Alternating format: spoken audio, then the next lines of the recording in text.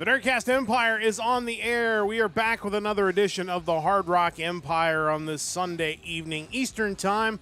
I am Matt in the studio. Great to have you along with us. We are back for another week of the best rock and metal music from around the world. And this week we're going to be talking about the music of March the 14th, 2025. And some good stuff again that we bring you on this approximately hour of music podcast that we have each and every Sunday night. And for those of you over in Europe that have switched to summertime, we're an hour different than we were last week. So I think everybody's got their time changed now. So hopefully you'll be able to lock in and join us each and every week on the Hard Rock Empire at whatever time works best for you, and of course on demand as well. Joining me in the studio as always is Mike. Mike, how's it going? It's going. I'm excited. We have news pertaining to Napster, which takes me back to my younger days, and I really wish we had been kind of around talking music at that point in time, because I think that would have been a very tumultuous time in the industry. But also some really good music as far as what we picked, and excited to talk about it. Yeah, there's some really good stuff this week. Really excited about that. And also, yeah, like you said, some throwback news, which is kind of wild. And of course, we'll wrap up the show with our news segment that we started last week, the Power Trio, where we will ask some sort of question about the top three of something, and then we'll talk about what our favorites are. And of course, you can go on our Discord, which I will share the link to in just a moment. Join our Discord. You can give us your opinions each and every week on our Power Trio. And this is a pretty interesting question. We'll get to it in the last segment of today's show, but certainly something that gets talked about from time to time, which will be the topic of today's Power Trio. We got news to get through before we get there, and we're going to start things off with Napster. Yes, like Mike said, Napster is still alive. I don't know if I would say alive and well, but it is alive, according to Metal Injections. I'll share this story in just a moment. Napster just got bought again, this time for $207 million by a company called Infinite Reality. I'm honestly shocked that the Napster name, let alone whatever might come with it in 2025, is worth $207 million. But it supposedly is. We always talk about in professional sports, you're worth what somebody's willing to pay you, and Napster's evidently worth $200 million in 2025, which is pretty wild. Mike, your thoughts, like you said, kind of a throwback to 20-plus years ago. Yeah, it's kind of wild. You think about retro things coming back and being popular again. You think people are buying vinyl. There are people wanting, portable cassette tape players to make a comeback. There's all that stuff going on. Napster is essentially a retro way to listen to music. It's no different than your old cassette player, only it was obviously virtual, and at the time deemed to be illegal as far as how people were acquiring music. But yeah, it's been a pretty wild ride for this company when you think they shut down after filing bankruptcy back in 2002, bought by Best Buy in 2008, and merged with Rhapsody, which is another name I hadn't heard in a while. Yeah. In 2020, it was sold to a VR concert company, Melody VR. 2022, sold to Hivemind and Algorand. And then finally now being acquired for $207 million by this Infinite Reality group. To read his statements and what he's talking about wanting to do with it, it's kind of in line with a lot of what we've talked about as far as where the industry's going. And John Acunto, the co-founder and CEO, is trying to kind of work Napster into kind of this evolving relationship between the fan and the artist, and kind of bring them closer together. And I think you see that with Bandcamp, you see that with certain things that I've bought physically lately that have come with personalized letters or autographs or other goodies, just ways that bands are trying to monetize in maybe unique ways to really become more like content creators as far as the economy goes. I think the question, though, and we've seen it on the anime side with a company like Crunchyroll that started out in piracy and then, built a good reputation, and now it's kind of maybe in the process of sullying that good reputation again as some sort of bell curve of goodwill that they've run the gamut on. But I still wonder, there are people our age who maybe have a fondness, a nostalgia for Napster, but for bands specifically, I just wonder, is there any negative connotation to jumping on board with these guys, considering the whole history? And, of course, the article talks about Lars Ulrich, who, of course, Metallica kind of being involved, hindsight 2020, Metallica kind of knew what they were doing when they were kind of right, even though they were the ones that, maybe people were like, why are you guys talking about that? You're going to make your money either way, which is in the end why they did. But I just wonder if there's that negative connotation for certain bands, especially maybe legacy bands, to then jump on the board with this new Napster, even though it's so far removed from the old Napster. Yeah, that's difficult because, again, the whole Napster debacle occurred, 23 years ago is when it had to file for bankruptcy. So I don't know if a lot of those artists have long since moved on, or, a lot of the ones that we're talking about now weren't even really around for that. I don't know what the feeling is. Now, if it were up to me and based on kind of what they're wanting to do, which is kind of merge the social aspect with the streaming music and sales aspect, I would have first checked to see if maybe I could acquire MySpace for a reasonable price. Because to me, it's remembered way more fondly for the positive side. There wasn't really that negative connotation that unfortunately Napster was associated with. So I don't know what its current valuation is, but to me that's where I would have gone as far as what can we revive from the early digital age to kind of become that new cool thing that bands and fans can get on. I think a lot of the music fan population would love a new MySpace that functioned in that kind of capacity. It is probably the only social media out there that is completely fondly remembered by everybody. And maybe because it went away and there wasn't the opportunity for people to come in and ruin it like it's happened with pretty much every other social media. I think most people, sadly, had long since moved on by the time it did get ruined. Yeah. I don't think people at the time jumped all over Facebook and left MySpace in the dust. And I think because of that, it's way too easy to have those rose-tinted glasses, because my last experience with MySpace was a positive one. Yeah, for sure. So maybe, who knows? If Napster's worth $200 million, maybe MySpace is worth more than that. I don't know, but interesting to see. We'll see if there's any follow-up stories on this or what comes of it, or in a year from now, we're going to be hearing about it getting sold again to somebody else and just kicking that can on down the road. Another news story we'll talk a little bit about is the band Foreigner, or at least what is Foreigner in 2025. Obviously, a lot of the original members have long since moved on from the band, and in most cases moved on from music in general. Obviously, the band's been around for a long time.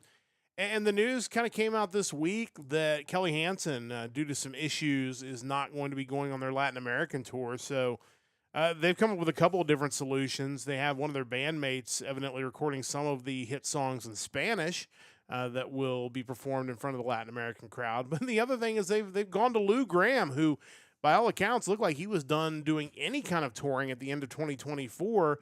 Of course, he long since had left Foreigner. And now he's going to be coming in to do some vocals during this Latin American tour. And, this is one of those ones where, there are certain bands where it's like Sebastian Bach and Skid Row. They're never getting back together. Like it's a split. And then we have some where it's like bands have kind of gone their own way, but there's no hard feelings. And then you have this one, which is somewhere in the middle, where it's like, Lou Gramm was pretty much excommunicated for a lot of years. Kelly Hansen has been the lead singer for Foreigner for a long time now. And now you have Lou Gramm kind of coming back in to fill in, and yet there's still some kind of reservation there, like only having him sing certain songs, and it feels kind of messy. Don Jamieson had a really good post on X talking about, Lou Gramm being the singer for this Foreigner tribute band. Maybe a little harsh, but not 100% inaccurate. But what do you make of all this? Because, it's a pretty wild story, honestly.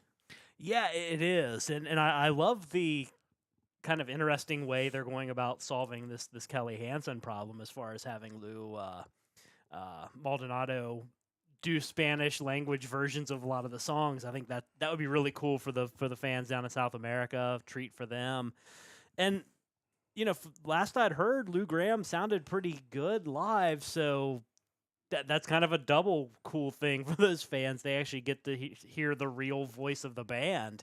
But yeah, you look at their current members, and I assume Is Mick Jones still touring with them? Like, I thought he had kind of backed away Yeah, from touring. I don't think he's really touring anymore either. Like, I don't think he's like He's not out of the band, but I don't think he's out on with the band anymore. Yeah. And he was pretty much it. He was the last the last remaining, original member. Oh yeah, last year he was diagnosed with Parkinson's disease. Yeah. So and that's why he hasn't been touring since 2023. So yeah, I mean, while it is harsh, this is kind of a tribute band, and obviously getting to see Jeff Pilson play, he's tremendously classic. talented. Yeah, I mean that nothing wrong with that. And when Kelly Hansen's with them, he's a great lead singer. So Yeah. there's certainly that too. But yeah, I kind of read further down in the article, and they talked about an instance where they had entertained the idea of Graham coming back for some guest spots, but he would throw out songs that he wanted to sing, and at the time they were kind of being reluctant in letting him sing a lot of the obvious big songs, and he was kind of the belief that was because of Kelly Hansen, that he didn't want Lou Gramm kind of stealing his thunder as he's the current lead singer of the band, and kind of on the other side of that, Graham had mentioned some hostility he felt toward Hansen because Hansen, according to Graham, too closely mimicked the way that Lou Gramm sang, even down to like the little ad-lib stuff on the album. Like he would do all those mannerisms and all those not part of the song, but just kind of the way his delivery was. And he thought, that it's one thing to sound like me, but kind of get your own shtick too. And yeah, it's an interesting situation, and I'm curious how this is all going to go down. I mean, this feels like parents who are forced to stick together for the kids. It's like, Yeah. They've got to keep seeing each other, and they they'll go out to lunch or something, but like clearly there's a breakup there. Like, it's very strange. And the other thing too, and this is probably worth a bigger discussion. You mentioned Luis Maldonado doing the Spanish versions.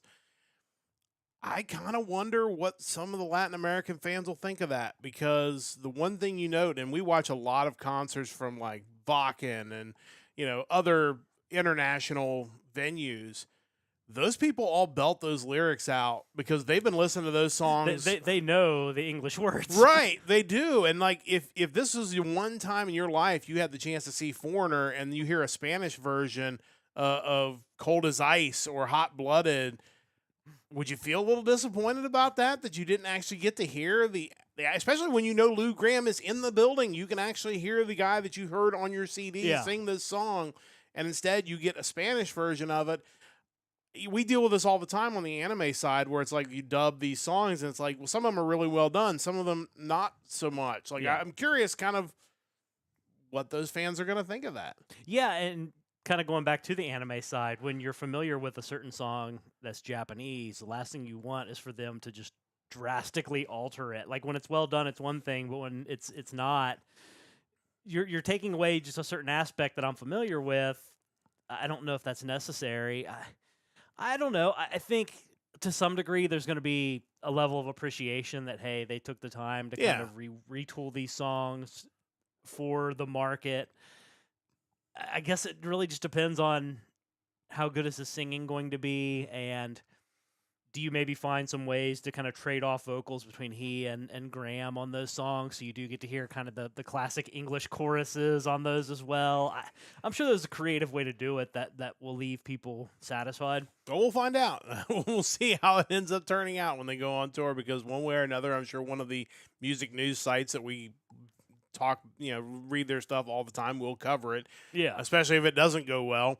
We'll certainly hear about it, and we'll pass it along as we go forward. But one more story to talk about, and this one is kind of one I'm interested in hearing this album when it comes out. The news that many big artists are going to be involved on a tribute release to the just legendary Canadian rock band Triumph. It's going to be called Magic Power, the all-star tribute to Triumph, and going to include people like Sebastian Bach, Nancy Wilson, Joey Belladonna, Slash, Jeff Keith.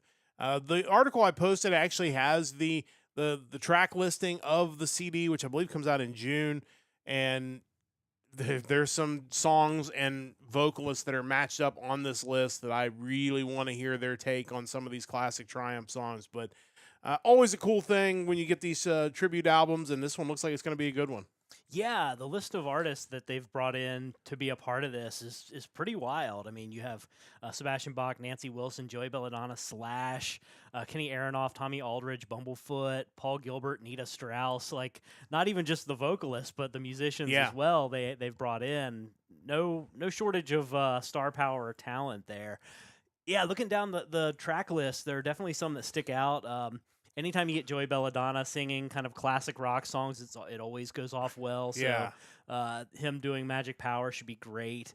Lay It on the Line seems like the perfect track for Dee Snider. Like, I feel like that's, of all of the Yeah. Triumph big hits, that fits him pretty well. I think that'll be good. Lawrence Gowan doing Somebody's Out There. Yeah.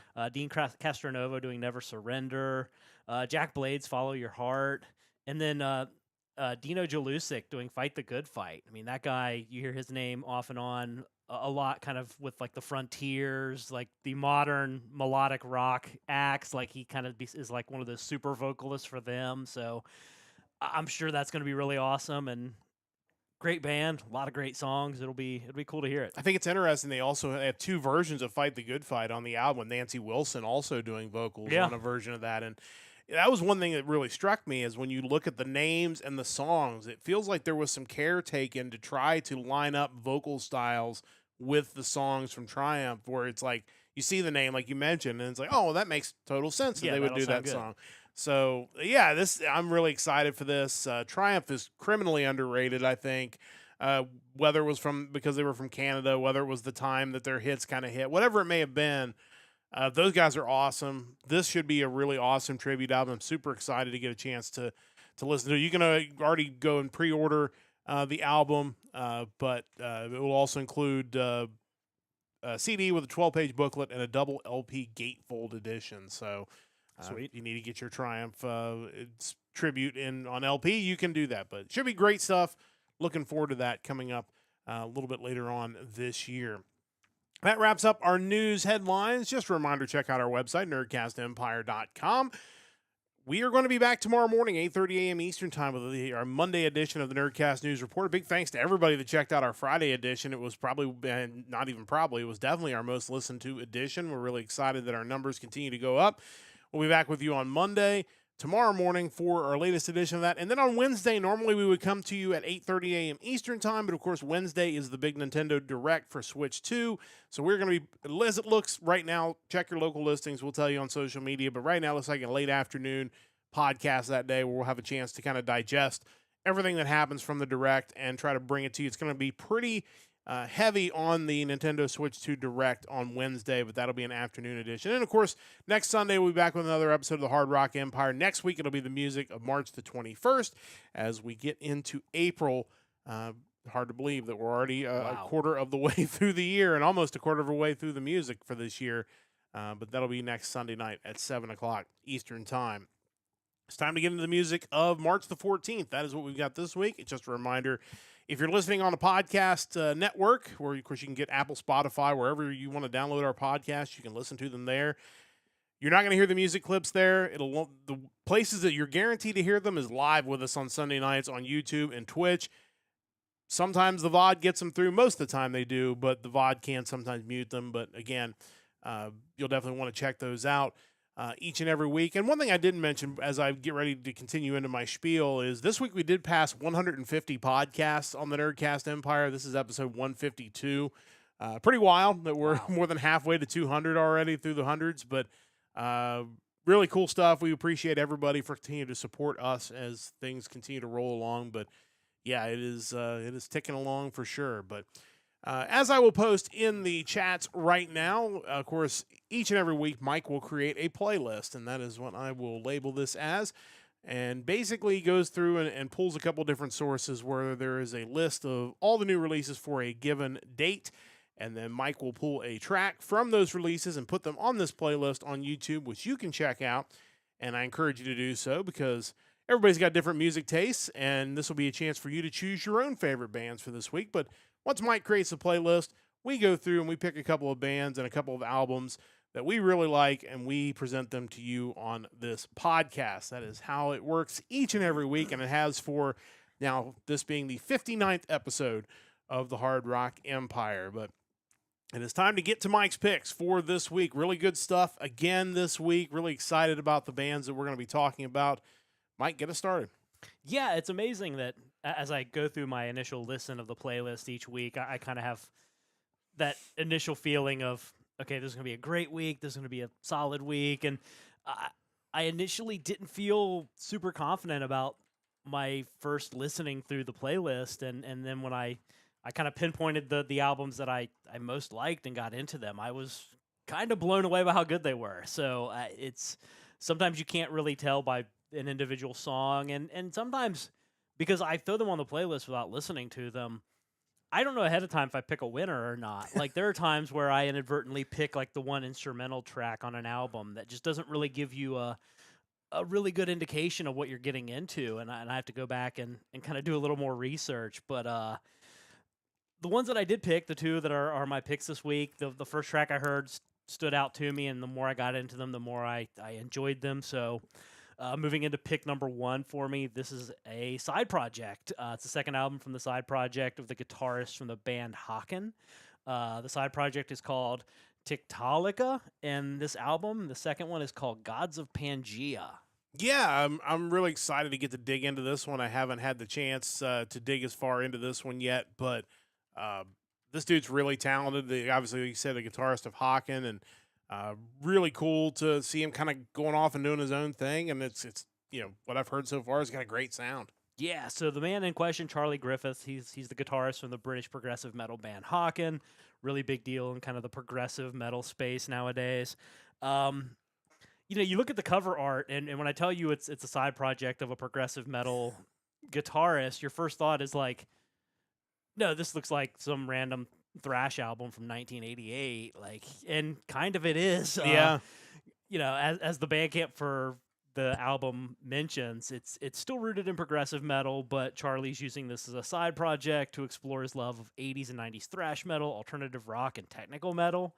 For this album specifically, it said he's going back to the golden era of metal. Think Merciful Fate, Judas Priest, Megadeth, and Metallica. Definitely the Megadeth and Metallica, that is front and center, I think. And for someone like me, I'm totally here for that. The band's rounded out by Darby Todd on drums, the Haken bassist Connor Green, with several guest vocalists kind of providing their services for various songs. We have Tommy Rogers from Between the Buried and Me, Daniel DeYoung from Textures, Vladimir Lalek from Organized Chaos, and Roddy Walker from Protest the Hero. So the second track on the album, the title track, sounds like something straight from Megadeth or Metallica. So when I first heard that, I thought, okay, I'm picking this. I'm going to listen to this, and I'm going to love it. And I certainly do and did. The Angry Metal Guy kind of gave it a mixed review, as he thought that having the variety of vocalists kind of kept the album from finding an identity on its own. It just felt kind of all over the place. He did say that there were some really good songs on the album, but he found them to be not necessarily memorable. He is spot on, though, with comparing Daniel DeYoung to Dave Mustaine. If you listen to the track Give Up the Ghost, it sounds straight like a Megadeth song, which one of my favorite bands, so not complaining here. I understand what Angry Metal Guy's talking about, but in some way, I think that's kind of what I like about this album, is you clearly have a guy who has his own career with Haken, he's doing well. Why wouldn't you bring in, if you're going to do any kind of side project, why wouldn't you bring in multiple vocalists and just kind of get a cool variety of sounds that kind of pay tribute to some of your inspirations? I don't think an album like this needs a singular identity. To me, each one kind of has a differentiating factor that makes it seem kind of new and fresh to me, despite being a tribute to bands that I'm already familiar with and that I enjoy. I love progressive metal. I love thrash metal. I got to imagine for someone like Charlie Griffiths, who plays really complicated prog metal, this has to be kind of a cool, like, more straightforward change of pace, just writing thrash songs. So really cool there. Standout tracks on the album include Tyrannicide, Mesozoic Mantras, Fault Lines, Give Up the Ghost, and the one that I picked to listen to, the title track, Gods of Pangea. So let's check this out now. Tiktaalika with Gods of Pangea. This is the title track and the second track off of this album, Gods of Pangea, featuring Daniel DeYoung on vocals. Let's listen to a little bit of that now. Now I'll just close that door. Their lives carry on and on and on. Faceless deceivers in ancient cathedrals. Faithless believers in gods of Pangea.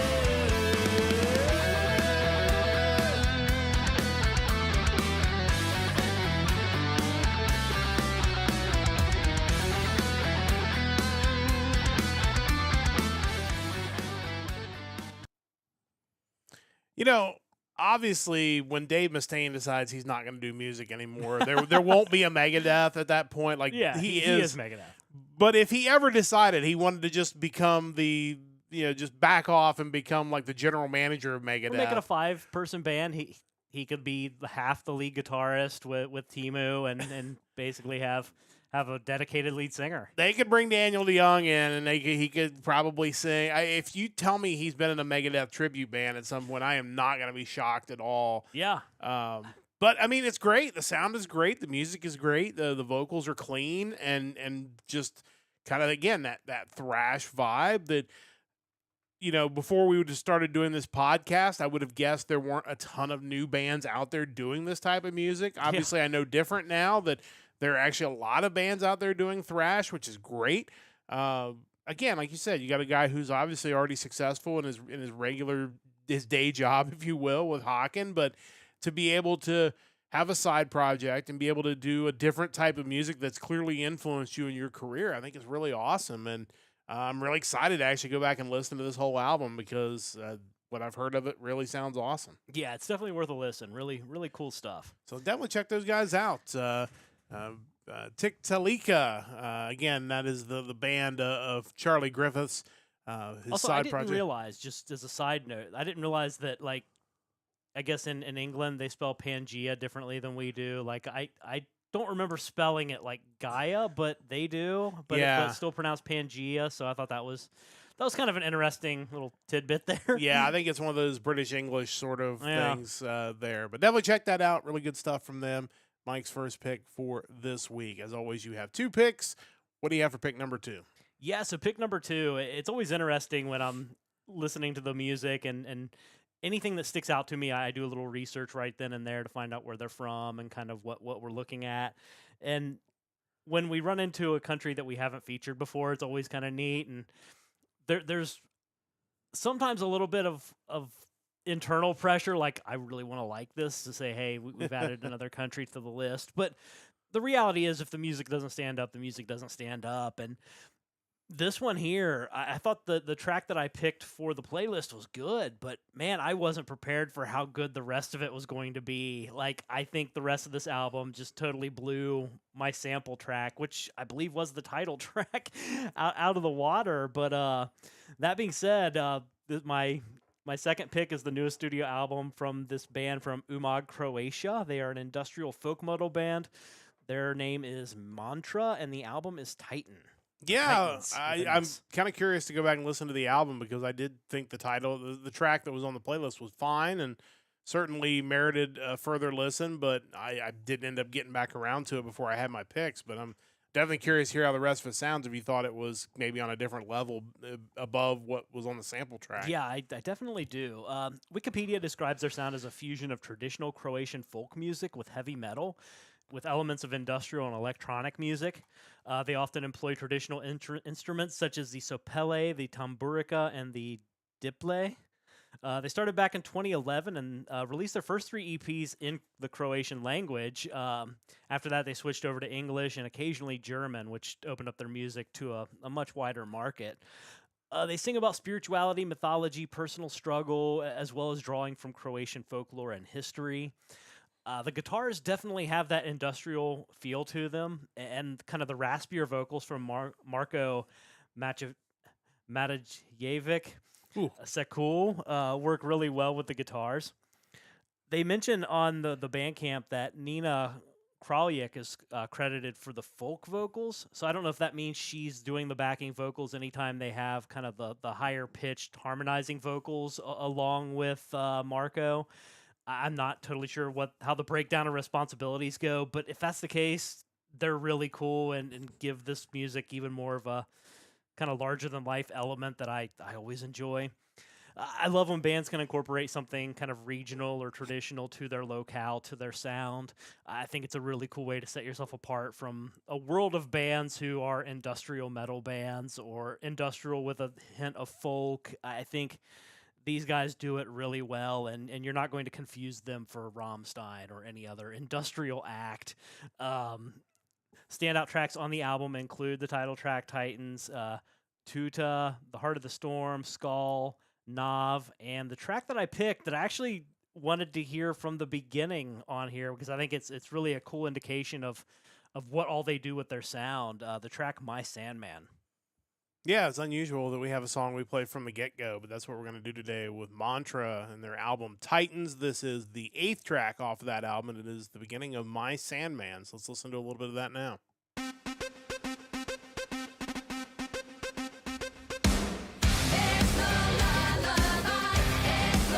It's not my Sandman. There are no dreams for me tonight. It's not my Sandman. Only screams deep in the night. When evening came, blinds my eyes. I find escape. I find disguise. So when the doors open up, I'm somewhere else. I'm long far gone. Yeah, what a unique sound that Yeah. is. Totally something different there. The male voice there sounds a little bit like the guy from System of a Down a bit. Yeah. Like kind of has that A little bit of that, a little bit of the lead singer from Lordi. He kind of Yeah. has that kind of like, I'm kind of a monster growling. It's not guttural vocals. It's not like black or death metal vocals, but it's not super clean either. Yeah, it's not completely, grungy, but there is a bit of grunge to it, and it certainly contrasts the female vocals Yeah. really well. But no, I'm really kind of interested to go back and check this out because that track was pretty awesome, honestly. Yeah, it's totally different, and I would certainly recommend everyone give it a full listen. Yeah, it's Manntra. Excited to have those guys on board. Another country checked off our list, and their album Titans, which is out now. You can pick that up wherever you get your rock and metal music. Time for me to move on to my 2 picks for this week, and I think if you go through and listen to the playlist, you will know that there was one that was pretty much a no-brainer that I was going to pick this week, so we'll jump right to it. It is the selection from Frontiers Records this week. It is the AOR melodic rock band from Sweden, Streetlight, with their new album, Night Vision. Honestly, this is another one of those albums that feels like it could be one of the top albums of the year of my picks once we're all said and done. This is their second album since they signed with Frontiers, first being 2023's Ignition. It's another example of Frontiers somehow being able to find these melodic rock bands, generally in Europe. This is obviously Sweden, and put these guys in a studio and just make magic with them. It's just a great AOR album. It's one of the top ones, like I said, that I've heard this year. The band is Johannes Hager on lead vocals and guitars, Philip Stenlund on guitars, John Svensson on keys, Eric Nilsson on drums, and Johan Jernstrom on bass. It definitely feels like a very classic 1980s, mid-80s Journey. The Defenders of the Faith Metal's website called the keyboard parts Jonathan Cain-esque, which, I think you can definitely hear that when you get into the album. It's one of those things, I think, if there is criticism, as you go through the websites, and we see this a lot with bands that have that feel of songs from the mid-'80s, is there is a formula to the success, but I would argue that if you execute the formula as well as you possibly can, and as well as these guys did, I think that's completely okay. Like, not everything needs to be so far outside the box. I think sometimes you just do the thing you do really well, you create something really awesome because of it. And I feel like that's what these guys did here, and it's just a really, really good AOR album. Standout tracks include Long Distance Runner, Late Night Hollywood, Captured in the Night, and the track we're going to listen to on the podcast is Sleepwalk. So let's listen to these guys now. This is Streetlight with their new album, Night Vision. This is the third track off of this album, Sleepwalk. Let's listen to a little bit of that now.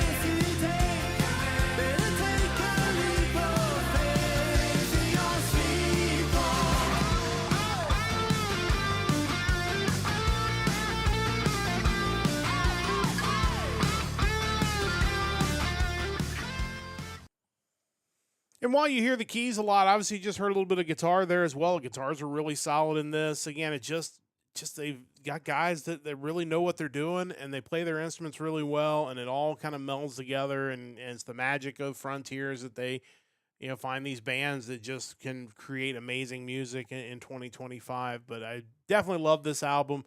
One of my favorites of the year so far. Mike, your thoughts on Streetlight? Yeah, I kind of going back to what you mentioned on the Defenders of the Faith Metal website. He said that, sure, there's nothing new going on with the grooves of Night Vision, but if I wanted to hear something new, I'd turn on the musical garbage heap that is Sirius XM Octane. Yeah, if you're doing something that sounds good, it doesn't matter to me that you're not groundbreaking with it, that you're not changing the landscape of music. You don't have to do that. Just write good songs, play ear-pleasing music, and I'll be on board.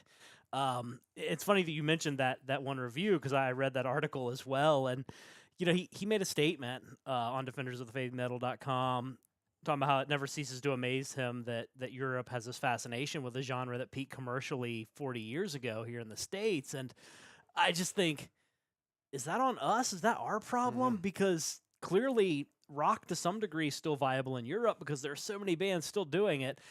It's viable in Japan because there's tons of Japanese rock music coming out every day that seems to also bring in young musicians to play it.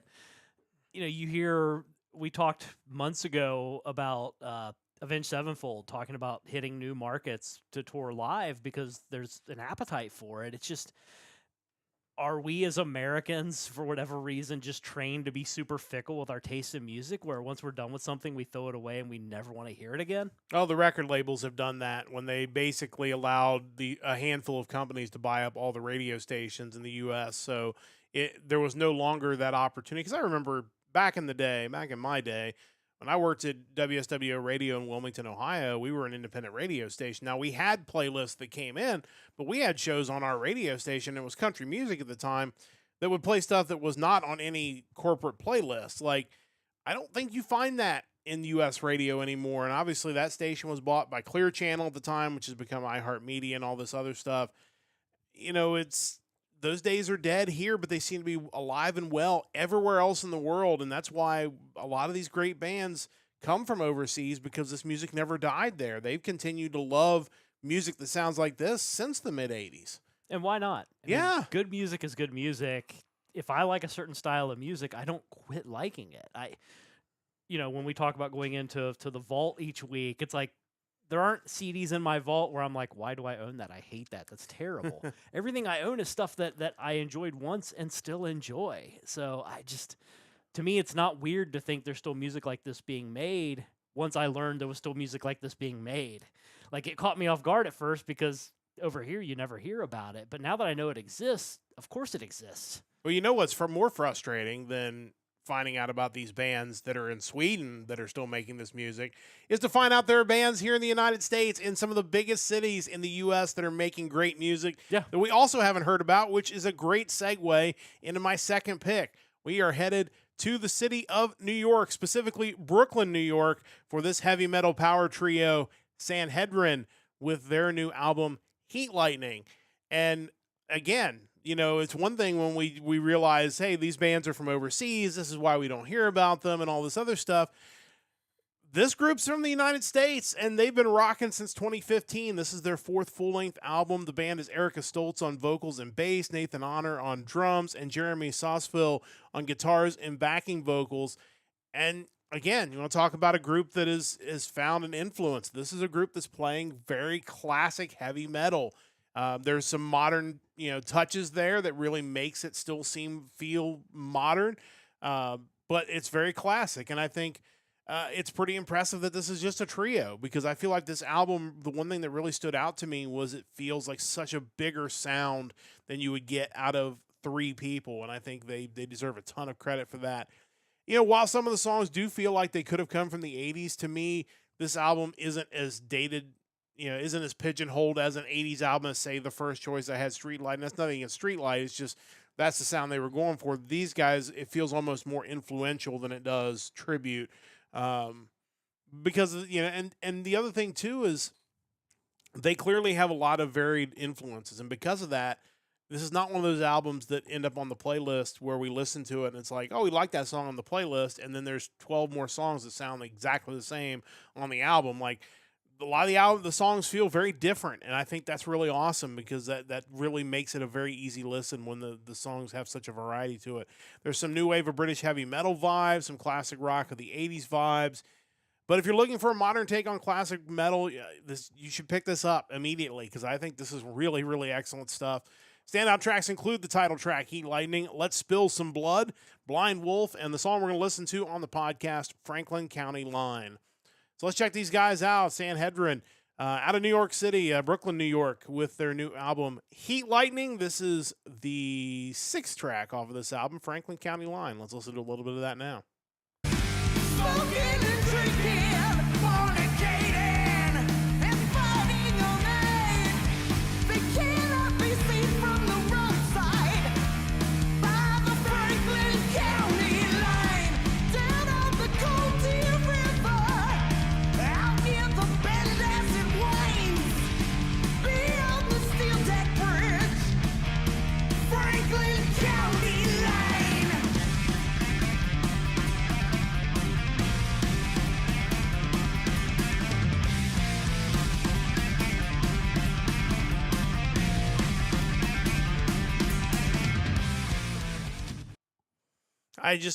Obviously, I think the chorus is great, but again, that whole music pickup right after the chorus is just so classic.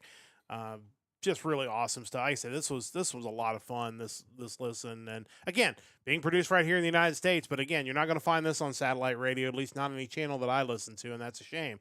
Mike, your thoughts on these guys? Yeah, I thought that track of what I listened to was one of the more like new wave of British heavy metal inspired sounds, as far as the riffing and kind of the guitar after the chorus as well. But really, really cool. The website, the new wave of traditional heavy metal.com, referred to the album saying it's the fullest representation of what this band's capable of compared to some of their older work. They attributed it possibly to a change in studio and producer, bringing in some fresh ears and a fresh environment that might have brought out a new level of creativity from these guys. But yeah, it's funny when you see people refer, I can't remember if it was that site or one of the others I looked at, that referred to the band as being on kind of the forefront of kind of the traditional metal scene here in the States for a while. And you're just like, what scene? What forefront? Why? Not that I've always been the most plugged in, but I feel like at some point this would have popped up on my radar sooner. Like, it's obviously not the band's fault. It's not my fault. Someone else dropped the ball as far as why is this not being thrown into my face as being really great power trio rock music that, kind of to your point, doesn't feel necessarily dated because it's just really good hard rock. Yeah, and they really do it very well. And again, just you've got 3 people that really just everything meshes really well together, and I think it's just really well done. And again, it's crazy when you see these bands that, again, Brooklyn, and we're not hearing about them until we basically have to find them on this podcast. And yeah, people need to know about this band. Really, all 4 bands that we talked about tonight. It's a Big week, really great stuff, definitely. And as we talk about, and I try to remind everybody from time to time, buy the album, see them live, buy their merch, support these bands. We want them to continue to make great music. Find them on Napster. Find them on Napster if they exist on there. Support them however you can. Hopefully they'll continue to be able to make awesome music. One for more us. follow-up question about that album. Yeah. Is heat lightning a real thing? No, heat Okay. lightning is not real. I thought that was the case. Heat lightning is lightning. If there's lightning somewhere, it does exist. It's not. Because that would also imply that there's cold lightning. It's true, which sounds terrifying, honestly. Big But bolt of ice. but yes, heat lightning isn't real, but that album is real, and you should definitely pick it up right away. That gets us through our new music for this week. It's time to head into the vault, where Mike and I will tell you about a classic album you need to pick up. Mike is literally going through his vault. Going through all the albums that he owns, and we are up to the letter E, which certainly gives you some really awesome choices of bands that we love to talk about on this podcast. But, sometimes you just have to choose one of those bands because there's a reason we talk about them a lot on this podcast, and it's because they're awesome. What do you have for us in the vault this week? Yeah, I didn't really think I'd run into difficulty choosing already by the letter E. I thought there'd be a lot out there, but it turns out the overwhelming majority of my letter E albums are either Edguy, Extreme, and I actually do own a few Eagles CDs. Oh, nice. And we talk about them from time to time as well. For but sure.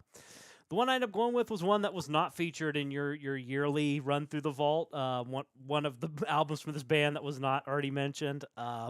It is, as of right now, the last studio album and the 10th studio album from legendary German power metal band Edguy. Album came out in 2014. It is Space Police, Defenders of the Crown. Yeah, I mean, I enjoy this album. I don't know if I enjoy it as much as some of the ones I did feature as we ran through the vault, but it's still a really good album. And had I known that we weren't going to get any more Edguy after this album, I probably would have enjoyed it more and really appreciated it.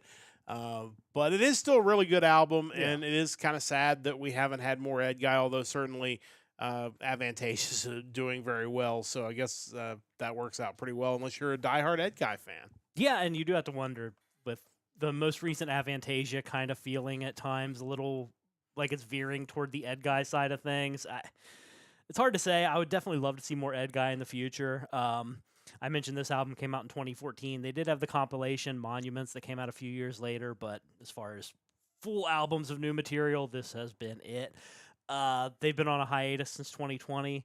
According to Wikipedia, Tobias Sammet stated on Facebook that at the time he was focused on new Avantasia music, and that's just kind of what felt right to him to work on. He also said that the production process of Space Police was exhausting, so maybe he just still needs some time away from this, and maybe on the other side of Here Be Dragons, we'll see Edguy reconvene, which would be really cool. In promoting the album, he said that it was the heaviest that they've done, and it would kind of be the measuring stick for all future Edguy albums.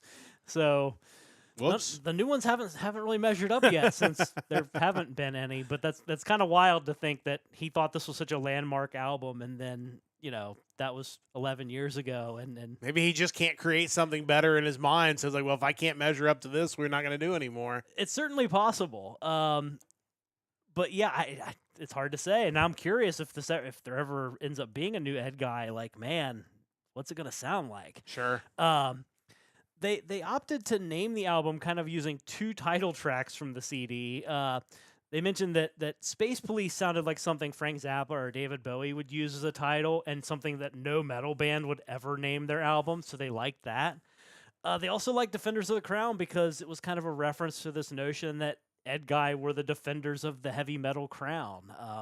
I don't know who currently is wearing it, given the long hiatus, but someone's got to be. Sure. Kind of going through the album, you got your quintessential, like, classic Edguy sounding songs like Space Police, Defenders of the Crown. You do have some heavier ones. Saber and Torch, which was like the first song they kind of premiered in preparation of this album coming out. Definitely a little heavier than their typical stuff and didn't feel like classic Edguy to me. I still enjoyed it. It was still melodic, but it just felt like that was maybe hinting toward them going in a different direction. And I still really like the song. You had other heavier tracks like The Realms of Baba Yaga. Do Me Like a Caveman was a way better song than you would assume based on the title. A cover of Rock Me Amadeus, Falco, which is a classic track, of course. Wikipedia mentioned he had wanted to do Der Kommissar, but was talked out of it.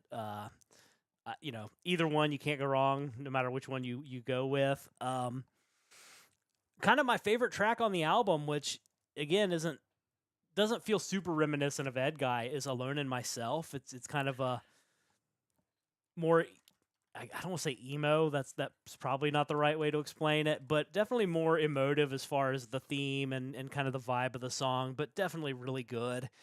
And then it ends with the longest track of the album, this epic "Eternal Wayfarer," which is a great last track, definitely worth listening to. The album itself, all things considered, is great. I'm a huge fan of Avantasia too, so no matter what Tobias Sammet does, I'm probably going to enjoy it. Overall, the standout tracks on the album, in my opinion, are Saber and Torch, Space Police, Love Tiger, The Realms of Baba Yaga, Alone in Myself, and Eternal Wayfarer.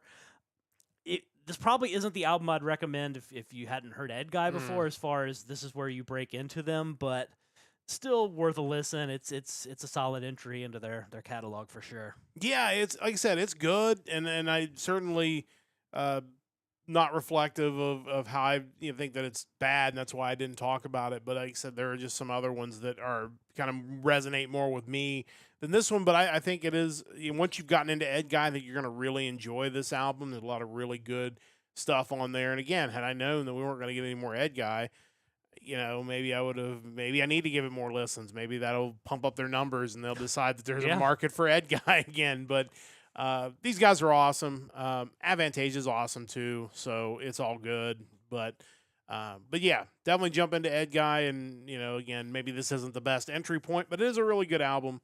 Definitely check out Space Police, Defenders of the Crown, Mike's Vault pick for this week. I'm continuing through the Vault picks, and as I mentioned a few weeks ago, we are now jumping into Frontiers bands. And what I've decided to do is spend 2 weeks on each letter. I'm going to take the first week, and I will pick a band and then pick an album. And then the second week, I'm going to put all the remaining bands of that letter in a randomizer and have it pick me a band, and then I will pick an album. And again, my general rule for this is that I'm going to pick an album that was released by Frontiers, because some of these bands have been around a long time, and Frontiers kind of picks them up on the back half of their career. And I don't want to cheat and pick some big album that was clearly not a Frontiers album in the early part of their career. So that's kind of what we're doing here. And so the randomizer gave me a band called Airrace to pick this week. Airrace was what was a short-lived British heavy metal group founded in 1983. Featured singer Keith Morrell, guitarist Laurie Mansworth, bassist Jim Reed, keyboard player Toby Sadler, and a drummer who you might have heard of somewhere down the line, Jason Bonham, the son of John Bonham. Yeah. This was his first band, as it turns out. Had no idea. Had no idea until I started doing this. They made one album in 1984 and then unfortunately broke up. They did get back together, which was really cool. And they signed with Frontiers because that's what you do.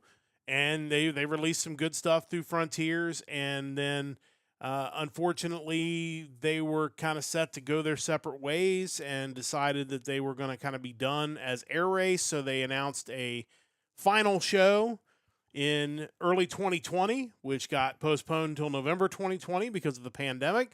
And then even in November, things weren't any better in the UK, so they never got their final show. And these guys all kind of went on to do their own separate projects, which is kind of sad, to be honest with you.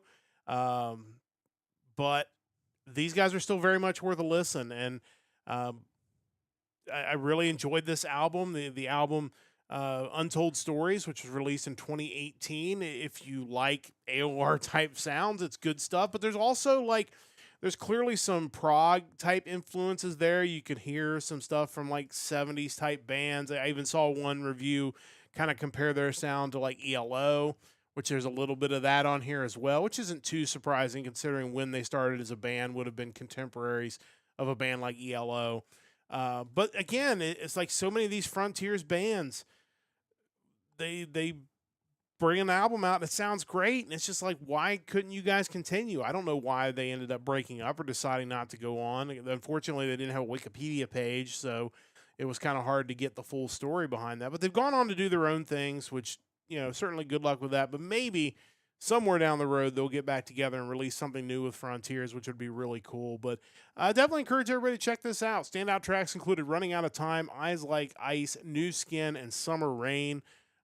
Just a really enjoyable listen, these guys. And I definitely want to maybe go back and check out the rest of their catalog, including some of their early stuff, to see what that sounds like.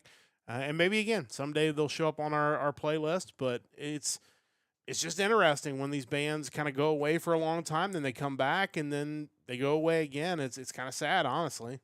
Yeah, that's really unfortunate. And I mean, you couldn't have predicted what would happen. Like, yeah, we're going to have our big last concert, and then, the world gets destroyed over a matter of a few years. But I wonder, as you go through these bands from Frontiers, how many times you're going to run into that, where not just a band that started a long time ago had a long break and then reemerged, but also bands that had that one really big name member that either it was an early band of theirs or a later side project that we just weren't aware of, like with Airrace. I get the feeling that might be a common thing that we're going to run into as you run through the alphabet. And I should note the cast and crew on this album was Adam Payne on vocals, Laurie Mansworth still there for guitars, Rocky Newton on bass, Linda Kelsey Foster on keyboards, and Donnie Mansworth on drums. This is a group that supported Queen, AC/DC, Meatloaf back in 1984 and 1985. But again, unfortunately, just whatever reason, didn't get any farther than that and ended up basically breaking up. But yeah, I have a feeling this is not going to be the last time. I mean, it's 2 weeks in a row I picked a Frontiers band that's kind of had an unhappy ending. Yeah, that's really disappointing. So my hope is that they won't all be that way. We'll start off with the letter B next week, but it should be really interesting to see. But yeah, definitely check out Airrace. They sounded good, and just kind of sad that they didn't get to have that final show that they were looking for. But that wraps up the vault for this week. And of course, I forgot to switch over my thing to Airrace on the countdown, but there it was there. And now let's move on to the Power Trio. And this is a new segment on our show we started last week, where somewhere in the Discord in a given week, one of us comes up with an idea for a question, and then we post it in the Discord for you to give us feedback on. And then, of course, we tell you our feedback when we get to the episode. And this week's question was the top 3 non-metal or non-hard rock songs that we would want metal covers of.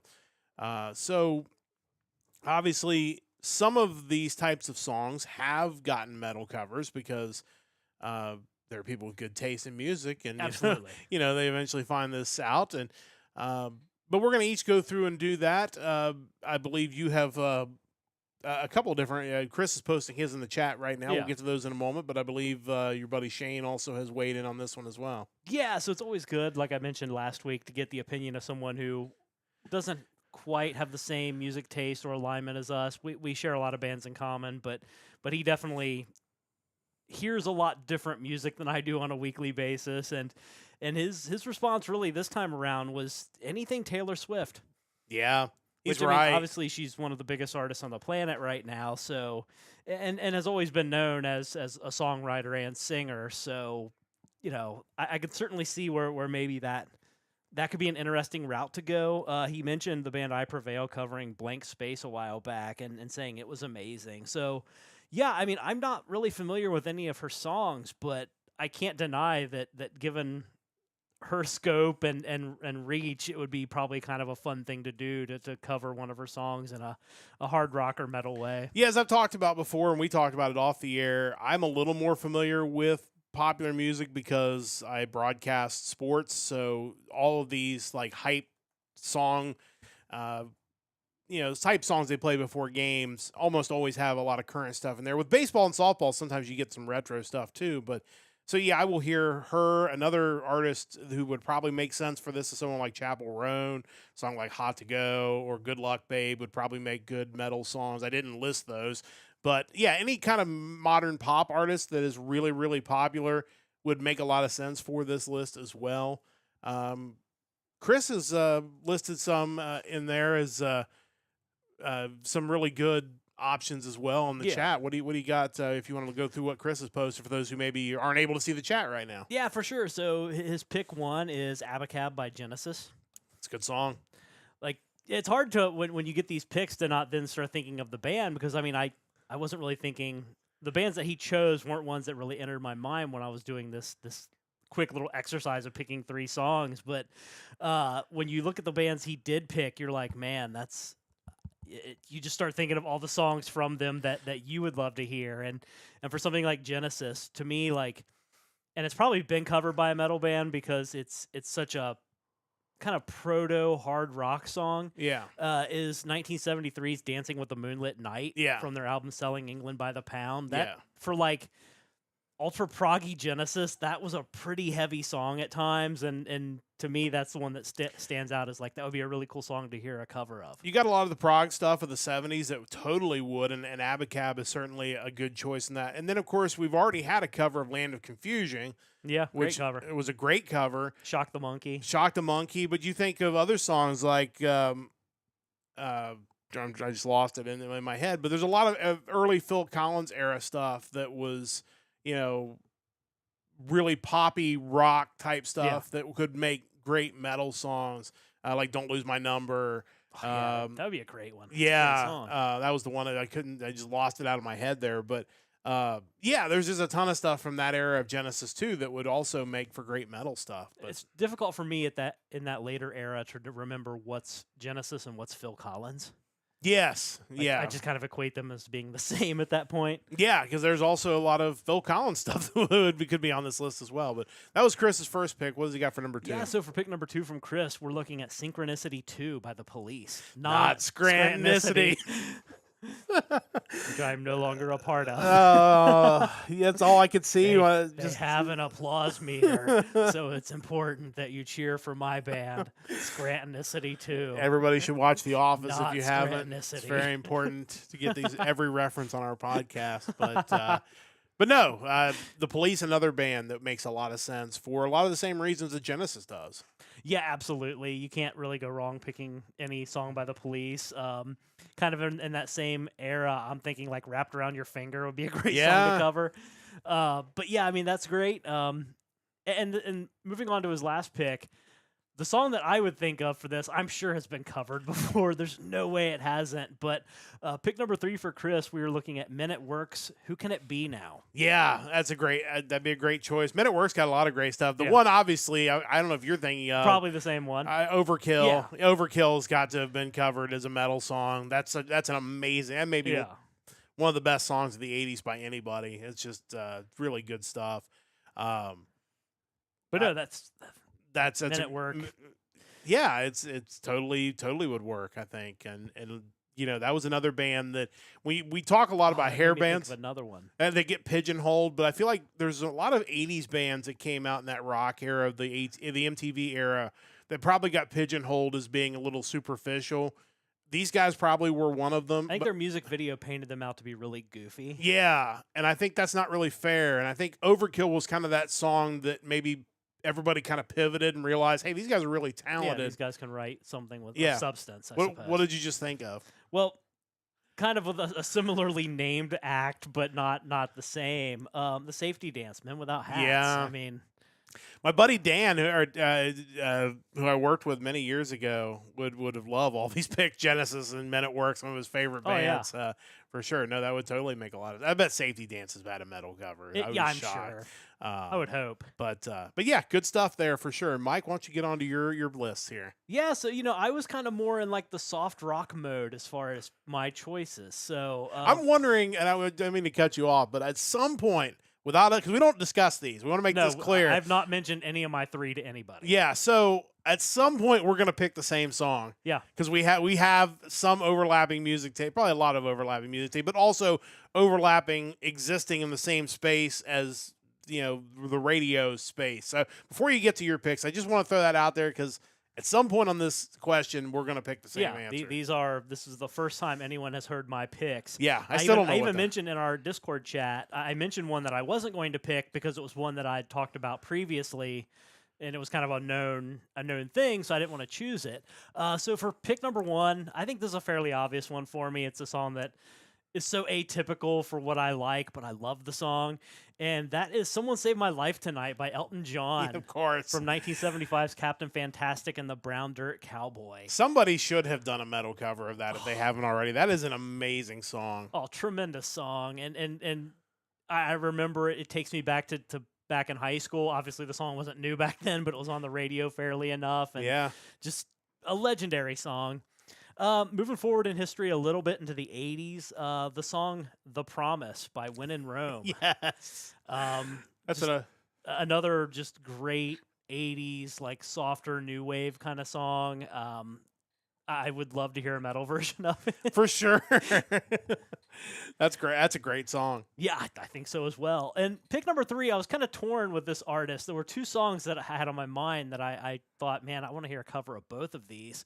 I ended up going with kind of my second choice, and that is the song Downtown Train by Rod Stewart from the 1991 album Vagabond Heart. I love that song.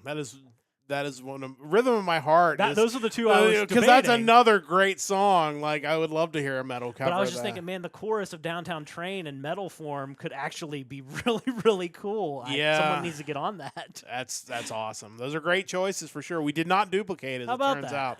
out. We did. If I did pick a band for the first song that we have, you did mention just a moment ago when you were talking about the Vault, not Edguy, but one of the other E picks, the Eagles. The song "The Last Resort" by the Eagles, great which song. to me I think is their Best Eagle song. is their best Eagles song. But it's such a gritty topic that I think it could also make for a really great metal song. Well, I think this kind of goes back to in our chat when I was talking about Jagpanzer doing the cover of Wreck of Edmund Fitzgerald. Yeah. I think any kind of like story kind of song, which it is, would lend itself well to a metal cover. For sure. I think so too. The other 2 are coming from my pop era of the late 80s, early 90s. The second one is Rhythm of the Night by DeBarge. Yeah. That's just... See, we talked about that on the podcast like a year ago. Yeah, it's been a while. But I couldn't not mention Still it. waiting on Floating Worlds to do that cover since they referenced it when reaching They out did. to me after I picked their album. I just couldn't not put it up there again. So, and the last one is Hold On by Wilson Phillips. Oh, yeah. Like, to me, like, you Just do a whole Wilson Phillips cover album. I would totally, like, I would totally be on board with that. They're so good, and sometimes I forget how good they are, and they would just pop up on like satellite radio, and it's like, man, these guys were so good. And Hold On is about one of them's run through AA. That it was like, Oh, okay. basically, and Just like Dream Theater. yeah, as it turns out, and one of the male executives that they played the song for was like, that song's not going anywhere. And it turns out it did. It was one of their biggest hits. One of These Nights is another really good Eagles song that Chris mentioned, for sure. It's just, again, this is the best part of this power trio is that you can just really start to take off. And we want to know your picks. I think I already got like my next 3 figured out. I think I'm going to move more into kind of the 90s like dance music, maybe Yes. some Ace of Base. Also another one from kind of the early 2000s, The Corrs. Yeah, Breathless. I love that song. But then there was like that one that did all the 90s dance songs that they like parodied on In Living Color. Like You Gotta Be and Yeah. I can't remember the name of the song is. It's a woman who's the name of the Yeah. group, and it was just she had just a slew of hits in the mid 90s that are all like these dance songs. I'll think of it before the You next talked about the podcast. Eagles earlier. I also thought of the song from one of their newest albums, Long Road Out of Eden. I Yeah. feel like that had a lot of like, Last Resort vibes to it. It's a 10-minute song. Like clearly they were kind of going for that same feel, and that was a really good track too. New York Minute by Don Henley, if you want to get into the solo stuff. Last Worthless Evening. Last Worthless Evening for sure. Sunset Grill, Yeah. it's just a lot. Again, we can go on forever about this topic, and that's what this is supposed to do. Again, join our Discord. Links are in the chat for our YouTube and Twitch friends. Tell us what your 3 is. We definitely want to know. Leave them in the comments of the YouTube VOD if you can. We'd love to know what your 3. What are the 3 non-metal and hard rock songs you'd love to see a metal cover of? And who knows, maybe one of these metal and rock bands that we talk about every week will see the comments and we'll make this happen and we can talk about it on the podcast. Should we ever revisit this category? I think we have to turn it up a notch and have not only are you saying what song should be covered, but who should cover it. That would be fun too. That way you're also thinking of like what the final product should sound like. I can't pick Nestor or Floating Worlds for every choice. No, of course not.